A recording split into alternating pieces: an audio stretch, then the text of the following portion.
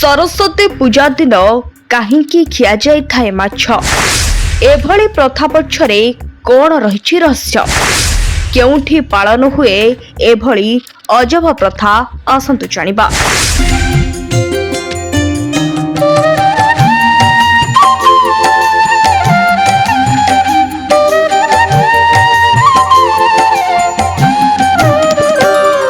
बसंत पंचमी दिन माछ खाइबार प्रथा बाबद आपण केउठी भी शुणी नथिबे। हाँ आज्ञा दर्शक बंधु, एभली एक अजब प्रथा एबे भी चलुछि। एक भिन्न प्रजातिर माछ जहाको प्रथमे रीतिनीति अनुଯାयी घर को स्वागत करा जाय, परे एक भिन्न प्रणाली रे रोषेई परे देवींक पाखरे भोग लगा जाय थाए। परे परिवार रे बा अनुष्ठान रे समस्त प्रसाद भाबरे एही माछ को सेवन करिथांती।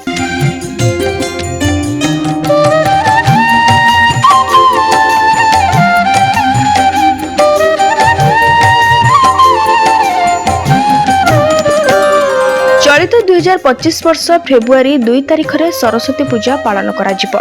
प्रतिवर्ष माघ मासर शुक्ल पक्षरे देवी सरस्वती को पूजा करा जाय थाए। सनातन धर्म रे माता सरस्वती को उपासनार विशेष महत्व रहिछि, कारण माता सरस्वती ज्ञानर देवता एवं ज्ञान जगतर अन्य समस्त विषय ठारू अधिक विवेचना करा जाय। छात्र छात्री माने प्रतिवर्ष एही दिन को उत्साह सह अपेक्षा करिथांती। समस्ते विभिन्न रंगर नुआ पोशाक पिंधि सजबाज होई देवी पूजा रे निजको मग्न करंती। सरस्वती पूजा दिन 6 प्रकार पनीपरिबा रांधि खाइबा नियम रहिछि। एही दिन सबु परिबा को मिसाई तरकारी करा जाय। बसंत पंचमी एवं हलदिया रंग मध्यरे एक दुर्लभ संजोग रहिछि। एही दिन मां सरस्वती को पूजा समय हलदिया फूल अर्पण करा जाय। बसंत पंचमी रे हलदिया रंगर पोशाक पिंधिबार मध्य विशेष महत्व रहिछि।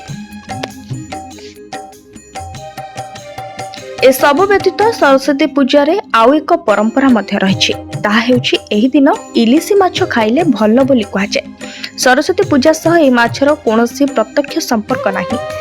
एही पूजा पूर्व कोलकाता बंगीय मानक पई इलिसी खाइबार सीजन आरंभ बोली जणा जाय। परिवार पुरुष सदस्य जोड़ा इलिसी आनती और परिवार महिला माने माछ हलदी पेस्ट सोरिष तेल सिंदूर इत्यादि माध्यम रे घर को माछ को स्वागत करती। देवी को प्रसाद लगाई तापरे घर लोक माने सेवन करती। सेतिपई सरस्वती पूजा दिन इलिसी दाम मध्य बढ़ी जाए। चढ़ा दर दोकानी ग्राहकों को माछ बिक्री करती। एही समय इलिसी रंधा जाउथबा शैली साधारण दिन तुलन में अलग होता है। अक्टोबर रु फेब्रुआरी मध्य कोलकातार अधिकांश लोक इलिसी खाइबा को बारण करिथांती। दुर्गा पूजा परठू सेमाने खाइबा छाड़ी देइथांती। बसंत पंचमी रे पुणी खाइबा आरंभ करती। ए वीडियो रे प्रचलित साधारण सूचना और लोक कथा उपरे आधारित। एहाको बीएनएस लाइव एहाको सुनिश्चित करे नाही। Bureau report BNS live.